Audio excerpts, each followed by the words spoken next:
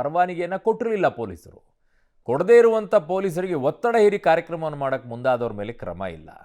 ಆದರೆ ಪೊಲೀಸರನ್ನು ಕ್ರಮ ತಗೊಂಡಿದ್ದಾರೆ ಅಂತ ಹೇಳಿ ಈಗ ಆಕ್ರೋಶವನ್ನು ಹೊರಹಾಕ್ತಾ ಇದ್ದಾರೆ MLC CT ರವಿ ಅವರು. ವ್ಯಾಪಕವಾದಂಥ ಟೀಕೆ ಬರ್ತಾ ಇದೆ ಸರ್ಕಾರದ ನಡೆಗೆ. ಸೆಲೆಬ್ರೇಷನ್ಗೆ ಪೊಲೀಸರು ಅನುಮತಿಯನ್ನು ಕೊಟ್ಟಿರಲಿಲ್ಲ, ನಿರಾಕರಿಸಿದ್ರು ಅವರು. ಆಗಲ್ಲ, ಇದು ಬೇಡ, ಇನ್ನೊಂದು ಸ್ವಲ್ಪ ದಿನ ಬಿಡಿ ಅಂತ ಹೇಳಿ. ಆದರೆ ಈಗ ಪೊಲೀಸರ ಮೇಲೆ ದಬ್ಬಾಳಿಕೆ ಮಾಡಿ ಆಯೋಜನೆಯನ್ನ ಕೂಡ ಮಾಡಿ ಈ ಅನಾಹುತಕ್ಕೆ ಕಾರಣರಾದರು. ಬೇಡ ಈ ಕಾರ್ಯಕ್ರಮ ಅಂತ ಹೇಳಿದಂಥ ಪೊಲೀಸರನ್ನೇ ತಲೆದಂಡ ಮಾಡಿದ್ದಾರಲ್ಲ, ಇದಕ್ಕೆ ಹೈಕೋರ್ಟ್ CJ ನೇತೃತ್ವದಲ್ಲಿ ನ್ಯಾಯಾಂಗ ತನಿಖೆ ಆಗಬೇಕು ಅಂತ ಆಗ್ರಹಿಸಿದ್ದಾರೆ ವಿಧಾನ ಪರಿಷತ್ನ ಸದಸ್ಯ CT ರವಿ ಅವರು.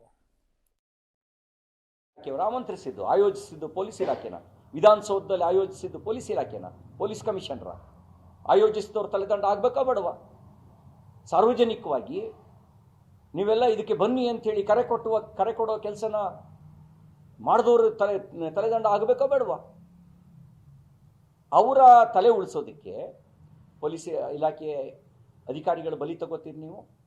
ನನಗಿರೋ ಮಾಹಿತಿ, ಪೊಲೀಸ್ ವರಿಷ್ಠಾಧಿಕಾರಿಗಳು ಇನ್ನೂ ಒಂದು ದಿನ ಸಮಯ ಕೊಡಿ, ವ್ಯವಸ್ಥಿತವಾಗಿ ಆಯೋಜನೆ ಮಾಡೋಣ, ಈಗ ಕಷ್ಟ ಆಗತ್ತೆ ಅಂತ ಅವರು ಎಕ್ಸ್ಪ್ಲೈನ್ ಮಾಡಿದ್ದಾರೆ. ಮಾಡ್ರಿ ಏನಾಗತ್ತೆ ಅನ್ನುವಂಥ ದಿಮಾಕು, ಅಧಿಕಾರದ ಮದ, ಜನರ ಭಾವನೆಯನ್ನು ತಮ್ಮ ಅನುಕೂಲಕ್ಕೆ ಬಳಸ್ಕೊಳ್ಬೇಕು ಅನ್ನುವಂಥ, ಬಳಸ್ಕೊಳ್ಳೋಕ್ಕಾಗಲ್ಲ. ಯಾಕೆ ನೀವೆಲ್ಲ ತಾತ್ಕಾಲಿಕವಾಗಿರುವಂಥ ಪ್ರಚೋದನೆಗಳು, ಇವೆಲ್ಲ ಲಾಂಗ್ ಟರ್ಮ್ ಇರಲ್ಲ. ಇವೆಲ್ಲ ಲಾಂಗ್ ಟರ್ಮ್ ಜನರ ಮನಸ್ಸಲ್ಲಿ ಉಳಿಯಲ್ಲ. ನಾಳೆ RCB 2 ಮ್ಯಾಚ್ ಸೋತ್ರೆ ಇವರೇ ಬೈಕೊಂಡು ಓಡಾಡ್ತಾರೆ.